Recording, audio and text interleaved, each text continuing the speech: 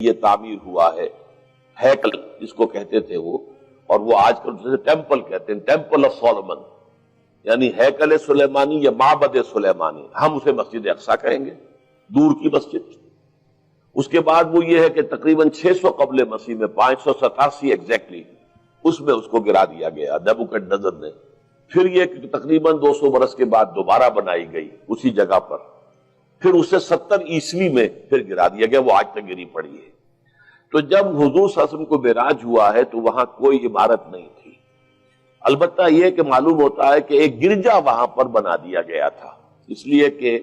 یہ جب ہیڈریان نے اس کو آباد کیا دوبارہ سن 70 میں تو تباہ و برباد کر دیا تھا ٹائٹس رومی نے سن 70 عیسوی میں، حضرت عیسیٰ علیہ السلام کے رفع سماوی کے 40 برس کے بعد تو اسے گرا دیا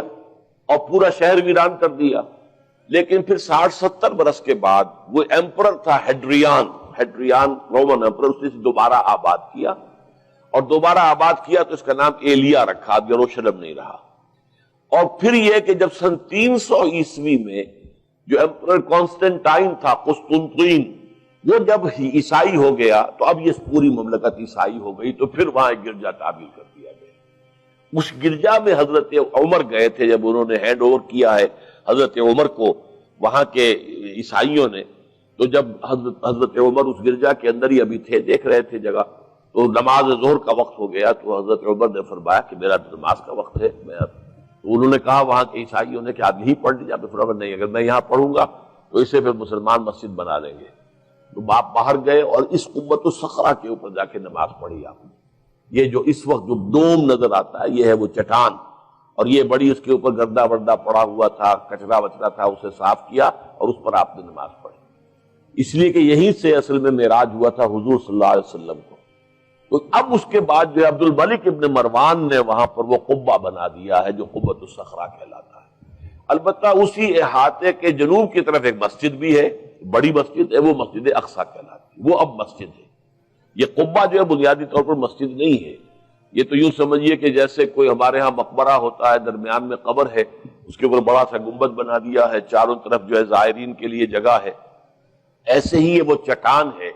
کہتے ہیں یہ چٹان جنت سے آئی تھی، جیسے کہ حجر اسود جو ہے جس کے بارے میں روایت ہے کہ جنت سے آیا ہوا ہے پتھر، اس طرح یہ چٹان بھی جنت کی ہے۔ بہرحال یہ بہت بڑی ایک چٹان تھی، بڑا پہاڑ کی مانند تھا یہ، جس کے اوپر کے پھر ہیکل بنایا تھا حضرت سلیمان نے۔ اب ہوتے ہوتے وہ چھوٹا رہ گیا ہے، جیسے کہ اب کوہ صفا کوہ مروہ اب کیا رہ گئے، کچھ بھی نہیں ہے، ان کا نشان ہے صرف کہ ہاں یہاں کبھی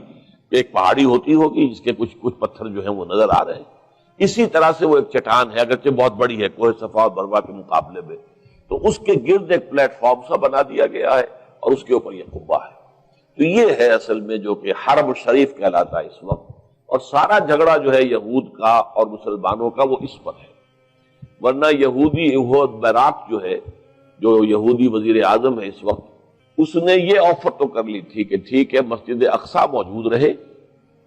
اور اس کے اوپر جو ہے کنٹرول بھی فلسطینی مسلمانوں کا رہے،